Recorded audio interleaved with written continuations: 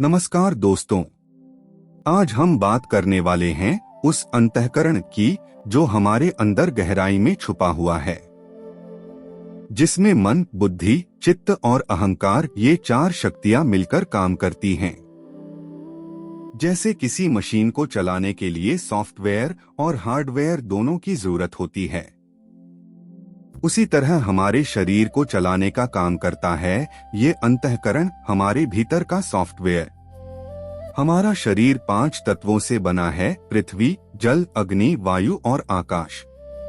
जब शरीर नहीं रहता, ये पांचों तत्व अपने कारण में विलीन हो जाते हैं। लेकिन मन अलग है।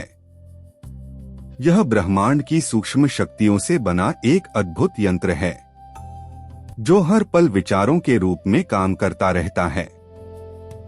आपने देखा होगा, ज्यादातर विचार आते हैं और चले जाते हैं, पर कुछ विचार हमें पकड़ लेते हैं। जब हम सोचते हैं हाँ ऐसा करना है, तो वो संकल्प होता है, और जब कहते हैं नहीं ऐसा नहीं करना है, तो उसे विकल्प कहते हैं। ये मन संकल्प और विकल्प के इसी जाल में उलझा रहता है। कभी आपका ध्यान गया है, जब आप गाड़ी चला रहे होते हैं, मन कहीं और भटक रहा होता है, फिर भी शरीर गाड़ी चलाता रहता है। कभी तो ऐसा भी होता है कि मंजिल पीछे छूट जाती है और तब याद आता है, अरे पहुंच तो चुके थे। या जब आप किसी के साथ बैठे होते हैं, शरीर वहीं होता है लेकिन मन कहीं और। कोई पूछता है क्या कह रहे थे, और आप कहते हैं अरे मैंने ध्यान ही नहीं दिया। यानी शरीर सुन रहा था पर मन कहीं घूम रहा था। अब सवाल ये है, ये मन आखिर है क्या, और ये ऐसा करता क्यों है? शरीर तो स्थूल प्रकृति का हिस्सा है, 5 तत्वों से बना है, पर मन सूक्ष्म प्रकृति का हिस्सा है, जहां हमारे विचार, भावनाएं, वासनाएं, इच्छाएं जमा रहती हैं। जब शरीर छूट जाता है तो ये सब मन के साथ अलग होकर निकल जाते हैं। जैसे कंप्यूटर का सॉफ्टवेयर नए सिस्टम में चल सकता है, वैसे ही मन अपने संस्कारों और इच्छाओं के साथ नए शरीर में काम करने लगता है। पिछले जन्म का डेटा डिलीट नहीं होता, वो संस्कार बनकर अगले जन्म में काम करता रहता है। बस फर्क ये है कि हमें उसका स्मरण नहीं रहता।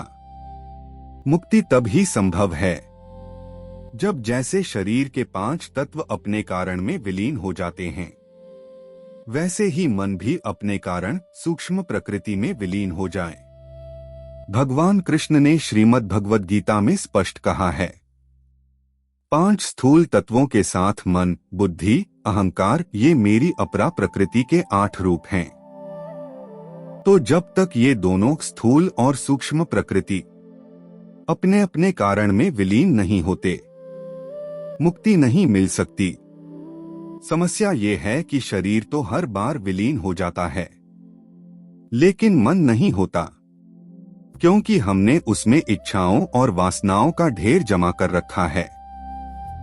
इसीलिए हमें पहले मन को शुद्ध करना होगा। हम शरीर की बीमारी के लिए डॉक्टर के पास तो जाते हैं, पर मन के रोग पर ध्यान ही नहीं देते, जबकि असल में बीमारी पहले मन में आती है, फिर तन में उतरती है। अगर मन स्वस्थ है तो तन बीमार ही नहीं पड़ता, लेकिन मन को कोई देख नहीं सकता।